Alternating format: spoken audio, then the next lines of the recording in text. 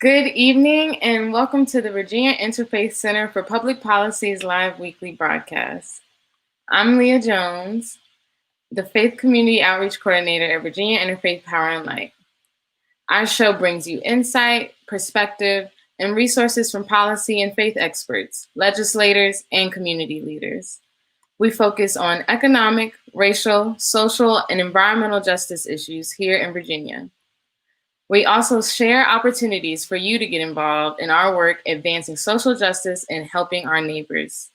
We keep you up to date, and we will keep our elected officials accountable. This is an interactive show, so please write in your questions during this broadcast on our Facebook feed. Today, just 5 days until Election Day, we are addressing the critical issue of get out the vote strategies for faith communities. Now here, our moderator for this discussion is my colleague, Dora Muhammad, the Congregation Engagement Director for Virginia Interfaith Center for Public Policy. Dora?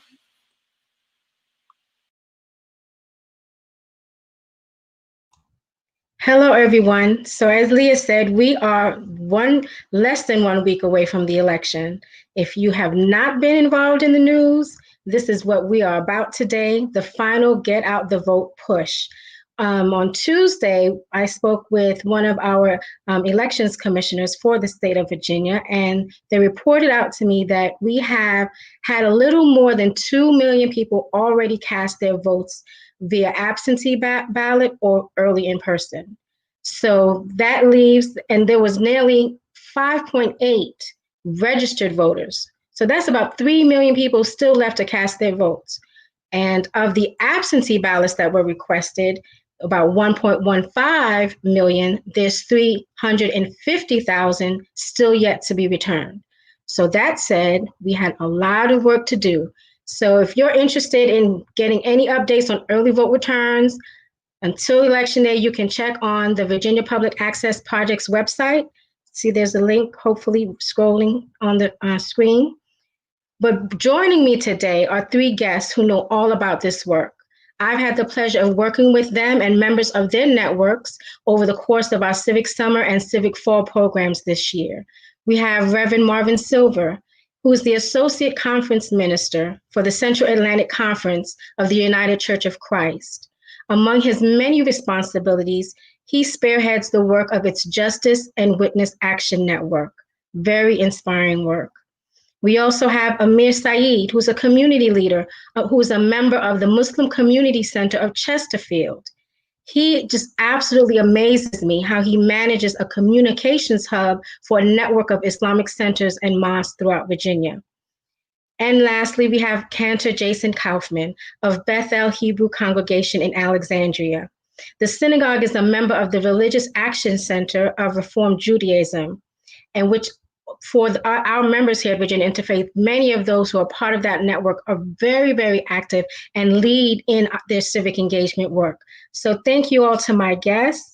And so just to help, I've had the pleasure of knowing all about you all. Want to start the conversation out with you all just telling our viewers about your network, sort of the geographic reach, how many congregations are involved, how do you connect with other congregations, and what's unique about the work that you do. So I want to start off with Marvin, if you can tell us some about your network.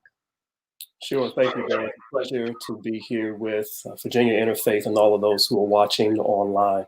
The Justice and Witness Action Network of the Central Atlantic Conference is still in its infancy stage. We're just about a year and a half old, but we're excited that this year presented an opportunity for us to organize our first campaign called Faith and Democracy Campaign.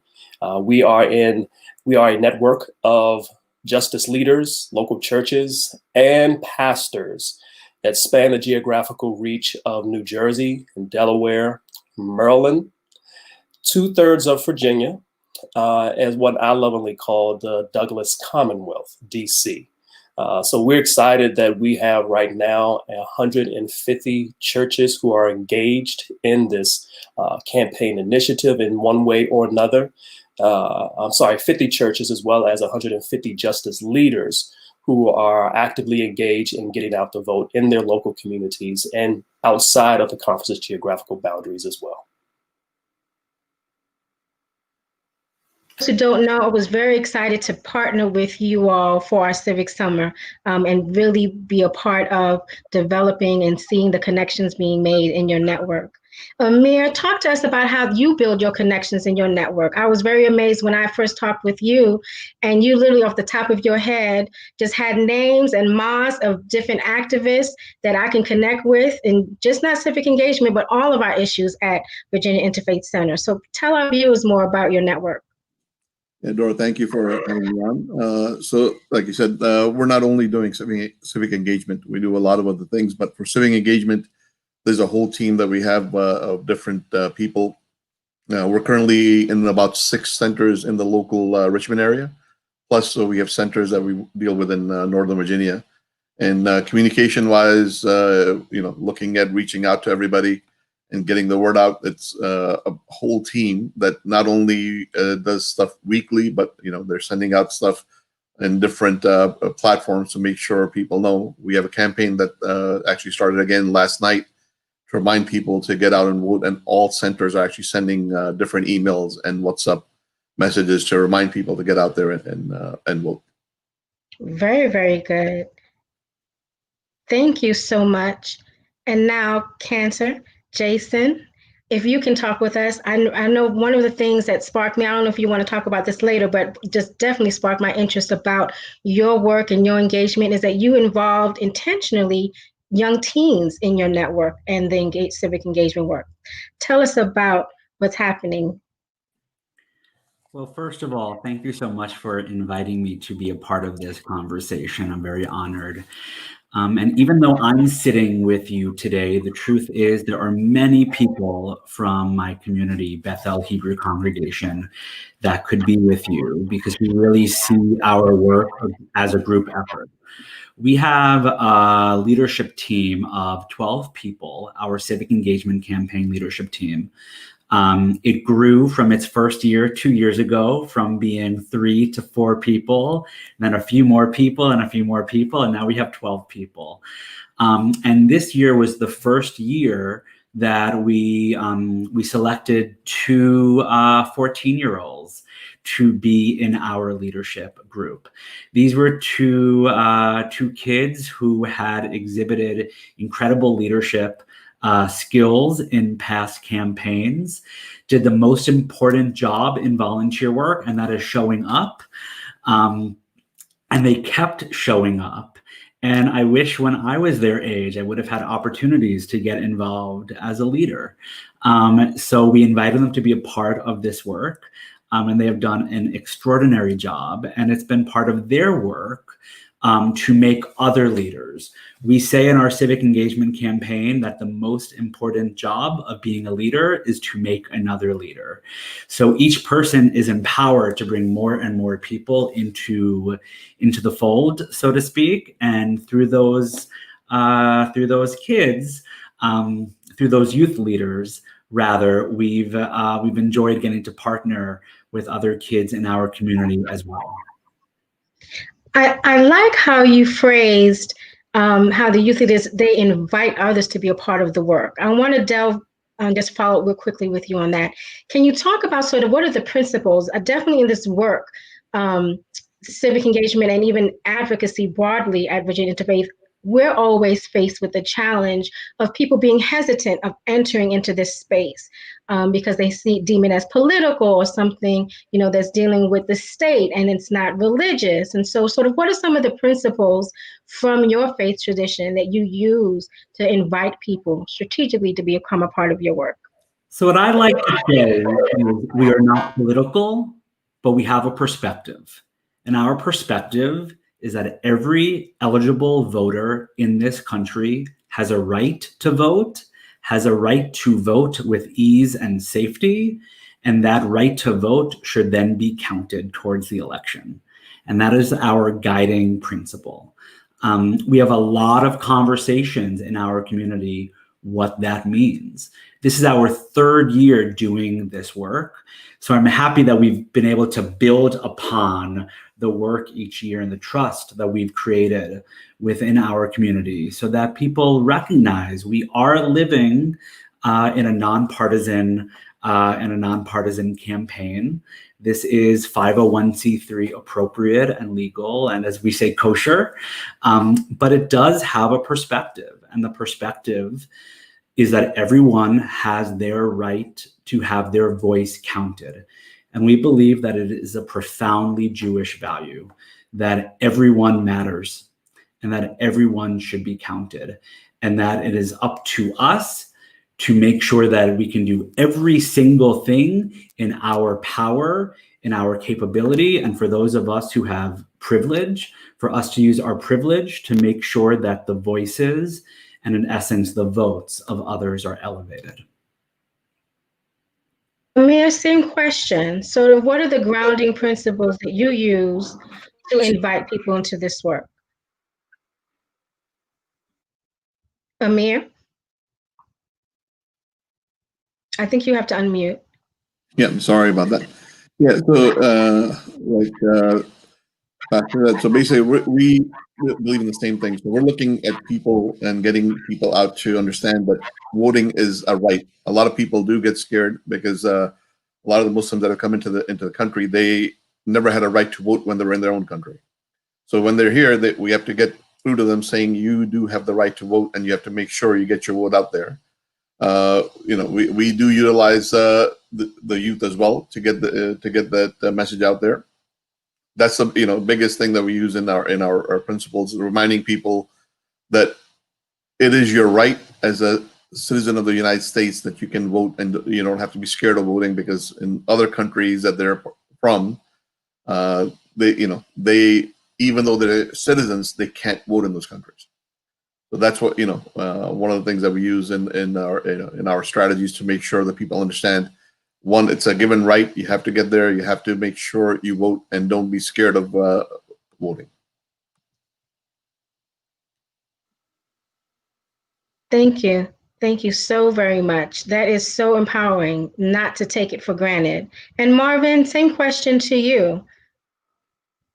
Yes, I think Cantor and Amir clearly articulated our principles about the importance of what it means to exercise our constitutional right to vote. But from a faith perspective, we don't take for granted that we are called to embody the gospel of Jesus Christ. And that gospel is about liberation, it's about justice, and it is about love. And our Faith and Democracy 2020 campaign has been about making sure that we continue embracing that call to engage in our democracy, public life. In addition, making sure that people have access to these democratic exercise and are able to do that without threat, without misinformation, and without any efforts to try to suppress their attempts to cast their right to vote.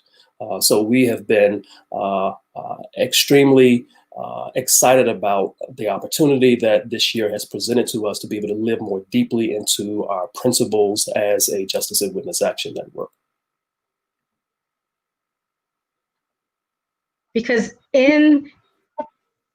throughout the course of this year, I know that you've shared that you're also beginning to develop a new element of your network, and that's specifically cultivating a group of clergy to do public witness. So I just want you to talk about that, Marvin, and sort of your vision on expanding what you have already established this year, and why it's important to really begin to continue to build and expand your reach.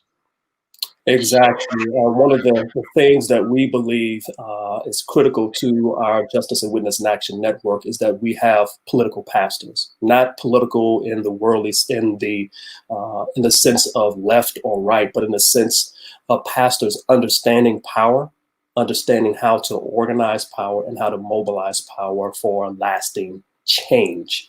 And this campaign has allowed us to engage both our clergy as well as some lay leaders who we believe are very strong in their prophetic witness, calling for justice around critical issues.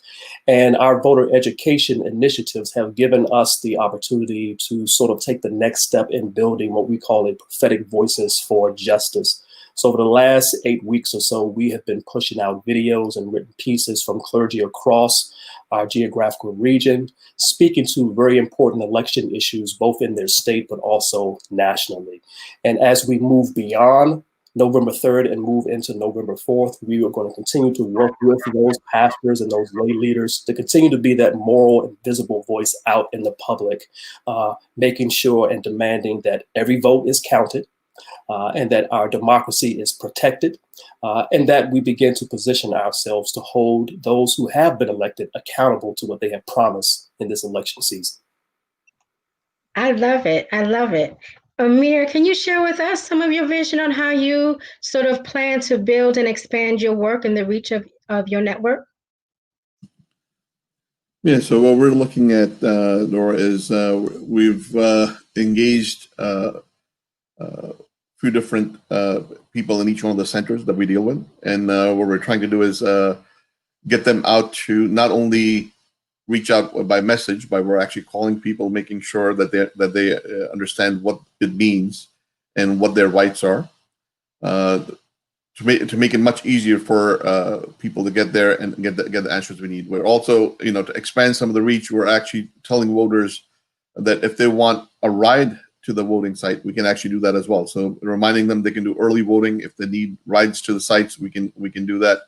Helping them getting their ballots filled out, information that they need. Where are they getting stuck? We're trying to make sure that that's all there, and building the network in almost every center that we have, getting the people to understand what can be done, what can't be done, and how to do it. That sounds good. And it's a nice segue to I love doing PSAs on this show.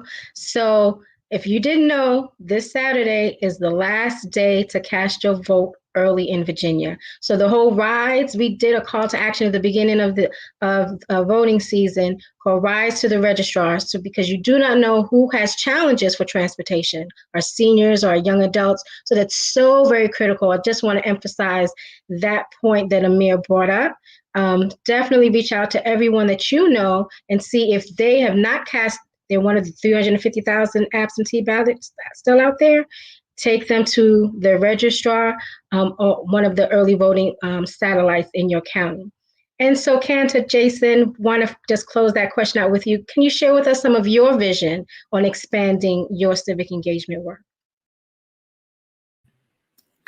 I will speak to whoever will speak to me about this work. And like I said before, I see our number one goal of making more leaders. And we can't do this work alone. None of us can. It is too much on our shoulders and we need help. So I am I'm so in awe with the leadership team that I have the opportunity to work with at my synagogue, Bethel Hebrew Congregation. And I'm glad that they continue to bring new people into the fold as well. And each year we're going to hope to bring more and more people. I would say one of the pillars of our campaign this year was community engagement. And our community engagement leader was tasked with speaking to congregations, to churches, to faith communities, to outside 501c3 organizations, asking will you partner with us in this work. So we've met with other congregations and churches, sharing ideas, sharing resources. We were so happy to partner with the League of Women Voters a couple of months ago, doing an event similar to what we're doing right now, discussing early voting and educating one on how to early vote, since it is so confusing, maybe even purposefully so this year. And we partner with the Center for Common Ground as well, the NAACP, the Poor People's Campaign, of course, the Religious Action Center. In this work, it is so important to partner, which is why I'm excited to be a part of this conversation, because I hope that this is the first of more conversations that we will have with each other. Our power and our strength is exponentially magnified in the world and in our communities if we partner with each other across lines of difference to the work at hand. So I guarantee you this is the foundation. Marvin will tell anybody, I believe in partnership. I do not believe in recreating the wheel. So I try to find the good things that's happening out there and integrate it and build this beautiful fabric that where everyone is engaged. And that also kind of respects people's time. Generally, people who are engaged in civic engagement are very active in their communities, in their congregations. So they have a lot on their plate. So any way I can kind of streamline and kind of fold in engagement for people, we do that. That is one of my guiding principles. So you talked about some of what you did. Can you highlight some important activities that you may have done this year that may be a good example for other congregations who may, again, just be entering this space, and also what you have planned? I know you have a Voda Shabbat service coming up tomorrow. So thank tell me you. about that. Let me share with you what we have planned for tomorrow night. Tomorrow night and this weekend is the culmination of our civic engagement campaign. Over the past 6 months or so, my congregation has written about 5,000 postcards to eligible voters across this nation with the Center for Common Ground. We're very proud about. We've had numerous phone banks. Obviously, in this era of COVID, we've had to be creative on how we have phone banked. So we've had phone banks on Zoom. So we would gather together on Zoom. We would say a few hellos to each other. We put ourselves on mute, and then we phone bank for an hour. We've had about 8 or so of those, and there was one phone bank that was entirely youth-led, which was very exciting. So tomorrow we are having our Shabbat service, our faith gathering of the week at 7:30. But at 6:30 on Zoom, we're going to have a phone bank for an hour and a half, because I believe that our faith teaches us that prayer is critical and action partnered with prayer is just as critical. So I'm so excited to put both of those things together. Then we will pray, and we will pray led in video by leaders of our civic engagement campaign. We're going to have a few special guests, friends in our movement and friends from the Center for Common Ground, who will add to inspiring us and thanking the community. You mentioned volunteers before. I don't take our volunteers for granted. I thank our volunteers every opportunity that I can, because without our volunteers, we don't have anything. And then I would say, starting this weekend, every single congregational family is going to receive a phone call by a Bethel member, reminding them to vote, thanking them to vote if they've already voted, letting them know that if they need any assistance getting to a poll, that we're happy to figure that out with them. Obviously, because of COVID, we have to have some restrictions in place. And reminding them to use this as an opportunity to get other people to vote.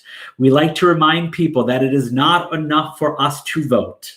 It is only enough once we get every single person in our circle.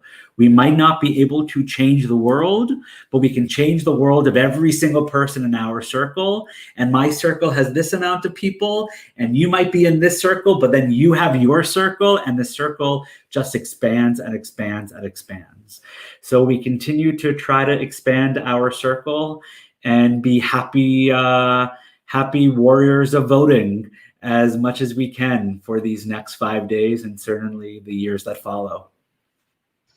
I love that model, and definitely want to give a shout out to Andrea Miller, the executive director at the Center for Common Ground, who also was one of our partners for our civic engagement program this year, through my relationship developed with Reverend Silver. So I want to talk to you, Marvin, if you can, sort of about some of the things that you all have worked on and what you all have planned for your final GOTV push.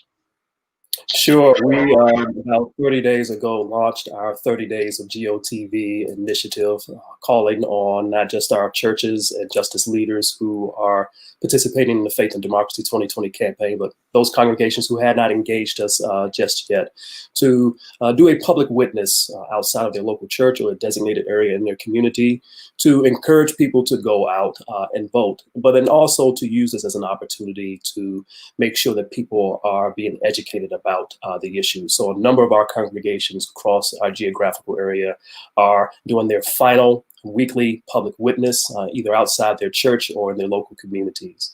In addition, we have been supporting them in a number of ways. We have organized and just announced a election eve vigil that we would be doing virtually across the entire conference. And we're eager to bring people together to be in prayer about that work, about the importance of engaging in the election on the next day. We actually also organizing what we call a rolling prayer online, asking a number of our congregations within the block of 1 p.m. to 4 p.m. to come together and go live on their Facebook page for 10 minutes or more to essentially be in prayer and to use that opportunity one last time to provide both messages of encouragement, of love, and hope as people engage one last time in this democratic process of voting. And then, as has already been mentioned, Andrea Miller, one of our own UCC members down in Richmond, Virginia. We're still partnering with Center for Common Ground and their Reclaim Our Vote campaign. Our folks are doing texting as well as phone banking in low voter turnout communities in Virginia and again outside of our conference boundaries. We've been excited particularly about that work. So that's the work that we are engaging in. And of course, we're also organizing some efforts around what we hope to do on November 4th and thereafter as well. Excellent, excellent. Yes, yes, yes. Amir, same question to you. Yeah, so Dora, what we've been doing recently for the last 3 weeks and going forward, for the last 3 weeks on our Friday prayers that we have, we're reminding through the sermons that our imams do to make sure people understand they have to vote, and reminding them again about after the sermons are done, just in our announcements, reminding them about getting the absentee ballot in, getting early voting done, as well as making sure they go out. And this Friday again, we will be doing the same thing to remind everybody that that they have to get out there and vote, and it's their duty to vote. It's been mentioned previously, we are doing the same thing. We're calling people. We actually have a campaign that started last night. 3 of the centers will be sending out email blasts to all the congregation to remind them that they have to get out and vote. We're also doing WhatsApp messages. We're doing texting. Phone banks not as much, but because a lot of people get annoyed when they get a lot of these calls. We're making sure the texting, WhatsApp, because there's so many groups that they're in, it might be repeated, but they're getting the same message over and over again, making sure that they have to get out and vote. And like I said, we started the campaign yesterday, and we'll be going until Tuesday night. We'll be sending out reminders for people to vote. That's excellent. And I'm laughing because yes, indeed. So part of our civic engagement program is the use of the mobile app called Outvote. It's very user-friendly. It's through our partnership with Faith in Action, which is a national civic engagement program. And so a friend of mine posted on her social media, how does all these campaigns have my number to text me? Everybody's texting me. I don't know none of these people. And I shared with her how accessible that our voting records are public file. And I just took a snapshot of her voting file through the Outvote app on my phone and sent it to her. She was like, wow. So yes, definitely understand the oversaturation. Because of COVID, everyone is pretty much virtual. So definitely can respect that. So now I'm going to put each of you on the spot. You have 60 seconds to say, what is your GOTV message? If you came upon somebody in your day-to-day walk to the store, or I don't know, And they said, and because I had a friend who said that she's met 2 people in one the same day who said they were not voting in this election, and she didn't know what to tell them. So she reached out to me to ask, what would I have told them? What should I have told them? So in 60 seconds, what would be your message to get that person to vote? I'm going to start with you, Amir. So my message would be, if you don't get out there and vote, you're basically letting, basically not doing yourself justice, and you're not doing justice to the people there, because you can't complain about it after that happens, saying, well, we had the wrong person in the office. And you got the wrong person in the office because you decided not to use your civic right and go out and vote. Okay, then. And Marvin, your 60 seconds. Wow, I'm disappointed to hear that you're not participating in this democratic process.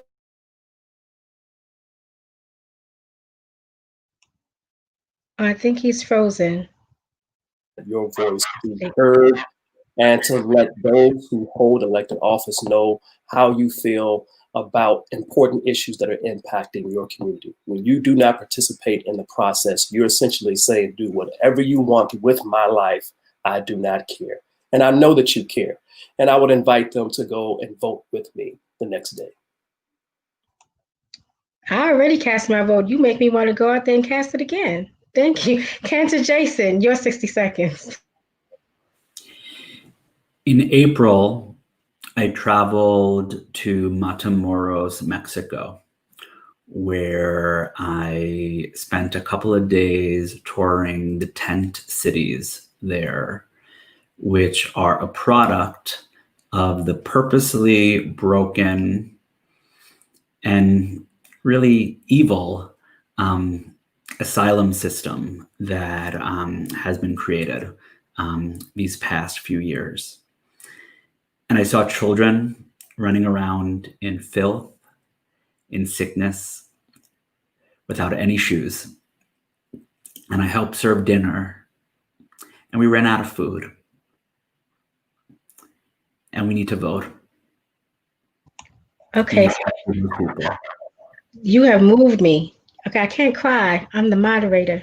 Cantor, that was very powerful. Very, very powerful. And it really touches on even what Amir was sharing about the Muslim community who come and leave countries where they don't have a vote. Just how empowering voting is. So I understand we have a few questions. So I want to pose it now. Leah asked, how does your faith call you to do this voting outreach? Anyone? Do I need to call? I feel like a teacher.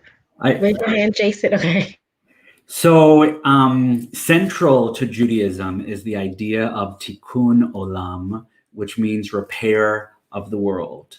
And we believe that we work in partnership with the divine in bringing justice to the world around us. Prayer is important, but it's not enough that we pray. We must act as well.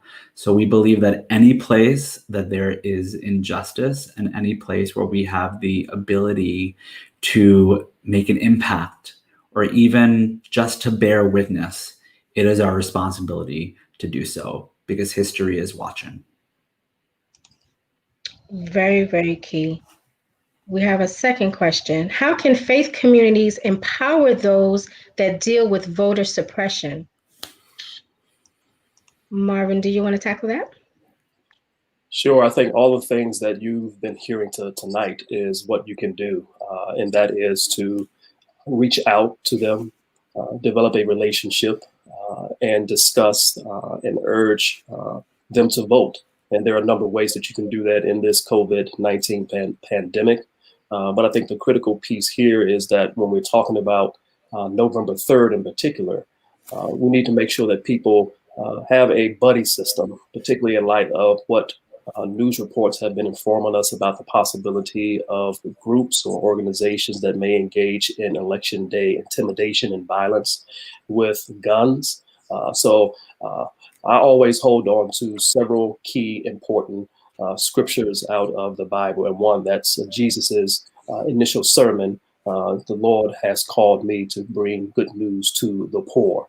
And then also another important New Testament scripture, which is God has not given us a spirit of fear, but of power and of a sound mind. And we have to use our collective power and the soundness of our mind, the information that we have and the knowledge that we have to make sure that we're educating and encouraging people and journeying with them through this process of voting. Excellent, excellent. Amir or Jason, do you want to answer that question?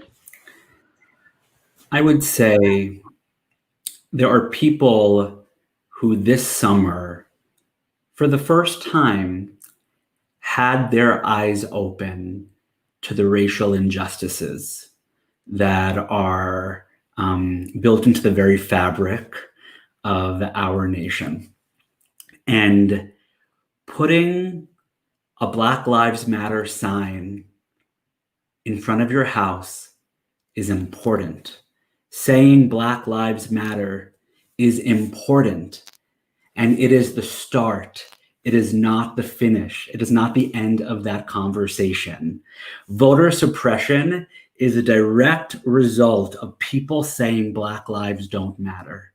It is a direct result of people saying, of people believing in a faith of white supremacy. And for those in our communities who want to dismantle the racist system that we have been born into, that we are the recipients of, fighting voter suppression is a clear and critical way of doing that.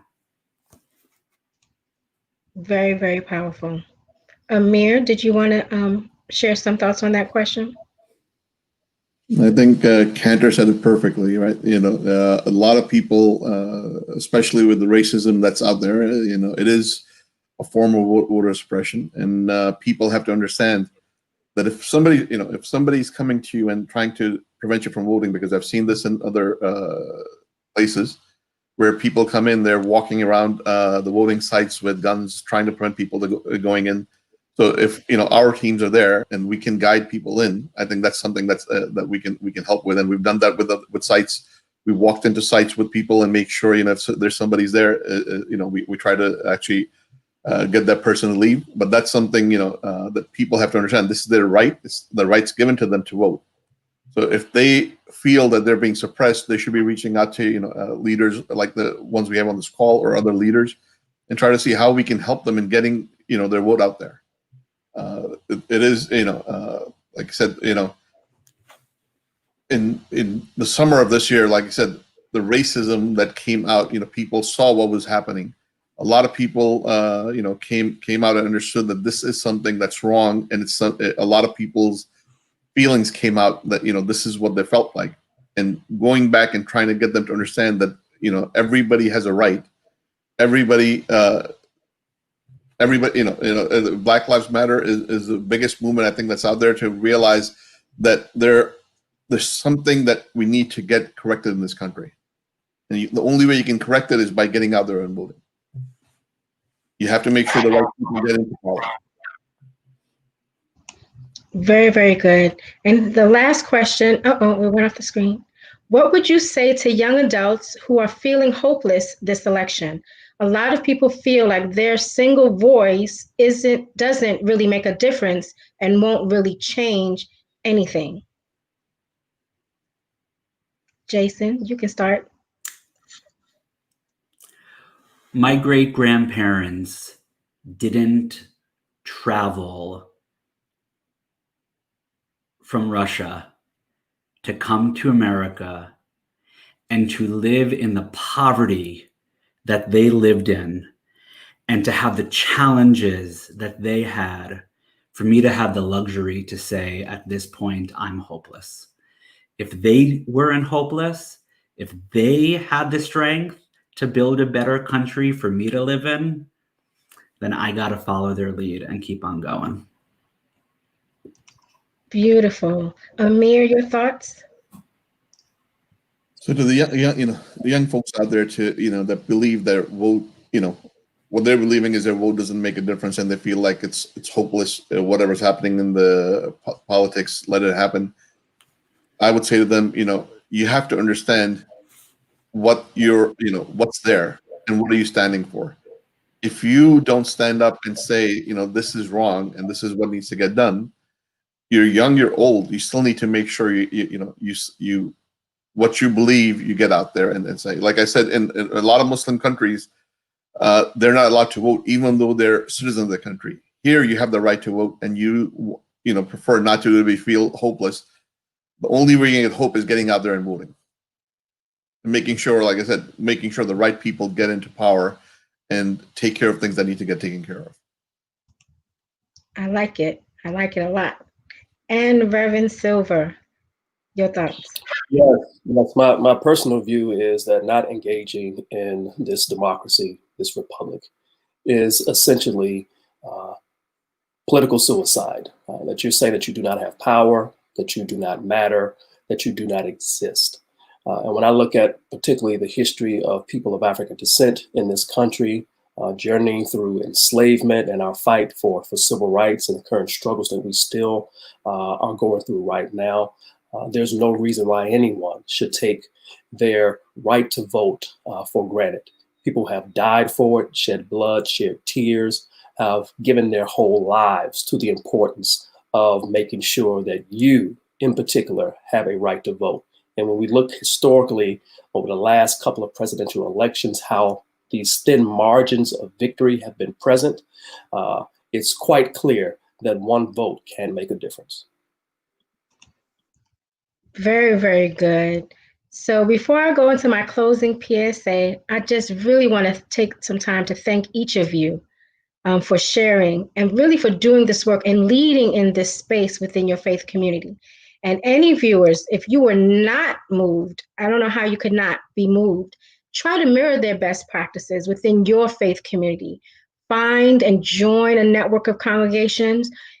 Help develop one within your congregation. There's so much work out here to be done. And I hope that I feel like I'm closing out a sermon now. I hope that something that was shared today has inspired you. But it's true. And that was why I really, really was very intentional about having you three as my guests, because you all really inspire me to continue to do this work, because it is very, very empowering. So I hope our viewers, you are committed to civic engagement. I definitely encourage you to join our Faithful Citizens Civic Engagement Program, but I definitely want to thank you all once again. And so now for my closing PSA. In line with what Reverend Silver said, on the eve of Election Day, we are going to be streaming fake videos of clergy who have recorded prayers.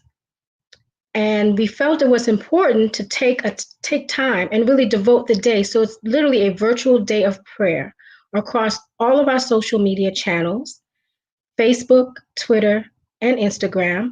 And we will have a dedicated playlist on our YouTube channel as well. But it was a time for us to focus and pray for the election, for the things that we are seeing happening with voter intimidation, voter suppression, and just the fears of people's health and safety. And so we'll also be praying for our communities and just for the future of our country, ourselves, and our family. And so I hope that you are able to plug in to get inspired on the eve of the election. And then secondly, to close out my PSA, we talked about several times during this conversation this evening about what happens after Election Day. And so we developed a new resource to help dispel some of the misinformation that may come and most anticipate will come over any delays or disputes of the final national vote count in this country.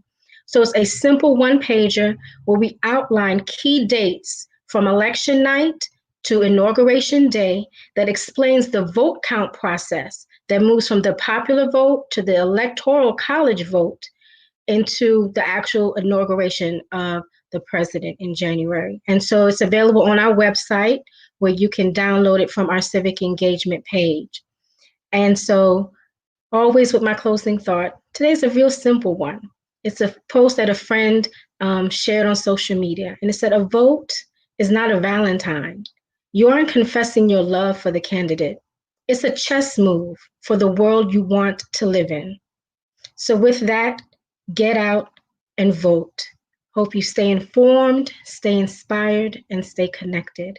Thank you for joining us this evening.